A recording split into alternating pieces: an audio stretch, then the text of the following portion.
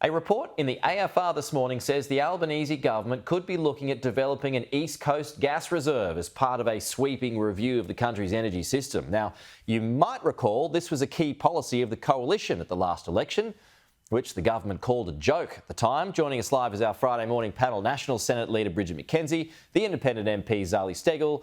Good morning to you both. So, Bridget, I'll start with you. So, just looking at this report, it's anonymous sources who are hinting at a possible move here, but how do you feel about it?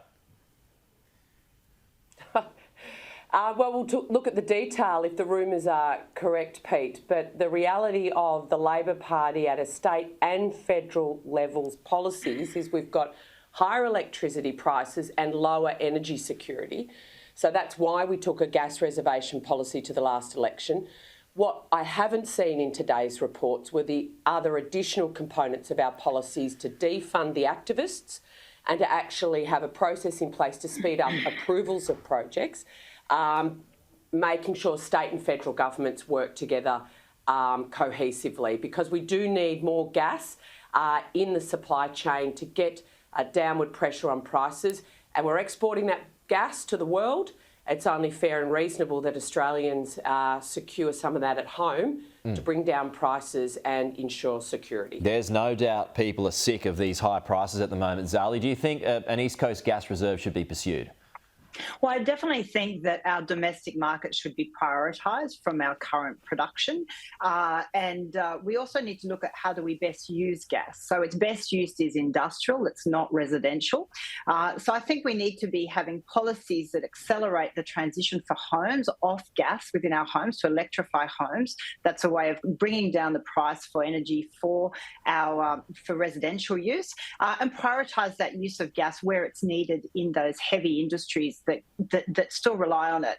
We have to be honest, though, with the Australian public. Gas is an accelerant to our warming situation. So when we look at Mid-Coast, North Coast, New South Wales, farmers facing drought, we have to be very mindful that if we increase the use of gas in the system, we accelerate warming. It is 80 times more potent at capturing warming over the first 20 years. So we need to be mindful of the decisions we're making. So when you say you've got to be mindful, does that mean you're for this or against it? I'm for prioritising domestic markets. I am not for opening up more reserves and expanding the use of gas. For example, the Northwest Gas Shelf in WA is an atrocious decision. It will absolutely increase warming. It means we are locking in a fossil fuel. And we talk about anonymous reports in the papers. We know this is a tactic of the fossil fuel industry, who frequently do this to try and increase the social licence or interest in having more fossil fuels in the system. All right. Bridget, Zali doesn't care about prices.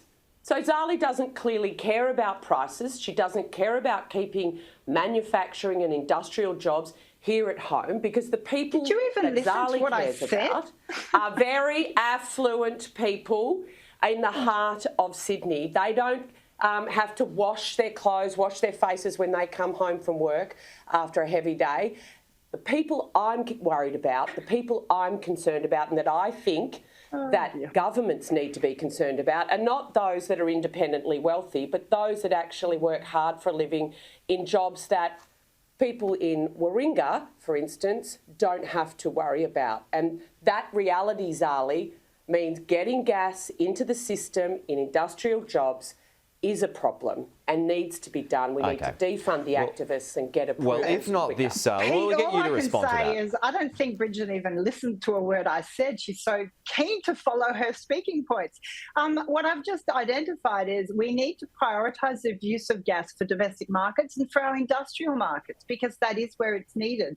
But we also have to be mindful that increasing gas, increasing reservations, you can't have approving new ways. Projects. Oh, because you have no credibility, Bridget. You are such a joke. I mean, seriously, I'm talking about regional communities facing drought. Sticks and stones, Zali. Regional communities facing floods, and all you want to do is keep accelerating and increasing the problem. So we have to start mitigating this. If this was part, Bridget, you've got to put in both camps, Zali. If this was part of the coalition suite of policies last time around, which the public clearly voted against, how do you proceed with this? I mean, again, Well, I we're think going to look at the detail. Yeah. Sorry, I should have said, Bridget, you respond to that and then I'll get Zali out the back. Yeah, sure. Well, we're going to look at the detail. As you know, Pete, this is just a rumour in a newspaper. We are committed to a domestic gas reservation policy. We took it to the election. We would like to see the defunding of activists just on that point, and the speeding up of approvals. If the government's moving to extend Woodside, are you encouraged that their views of gas are changing? Well, I'm encouraged that they've realised that their own policies at a Commonwealth level and state Labor government's policies around energy and renewable rollout and energy security aren't working. And so there does seem to be a bit of a reality check. I think that's a positive move because we all need to be working towards a prosperous and sustainable future for our country, and that means using our gas resources for our prosperity and getting prices down. Well, so it's a step in the right direction if it's true. Okay, well, yeah, and if it's true, that's the caveat there. But Zali, a closing thought for you when you're talking about gas, good for industrial use, but from a residential point of view, what would you prefer to see? Well, we know the data is really clear. Households will save thousands of dollars if we encourage electrification of households. But they need to spend, don't they, big to get to that point? Well, but again, it is deflationary because there is an upfront price, but then there is a very low operating cost. And that is where incentives and programs to do it assist households, and they do save money. We've seen this work. It's a very clear economic model. What we know is gas is expensive, and especially because as a legacy of, ironically, coalition government policy, we pay higher prices as a result of everything being exported, and we then have to buy it back for domestic markets. So to prioritise domestic markets is important. I agree with that. But opening up new reservations is incredibly dangerous and threatens our children's future. And that is the discussion we have to have. We will leave it there. But Bridget and Zali, always good to talk to you. I like it. We'll chat to you soon.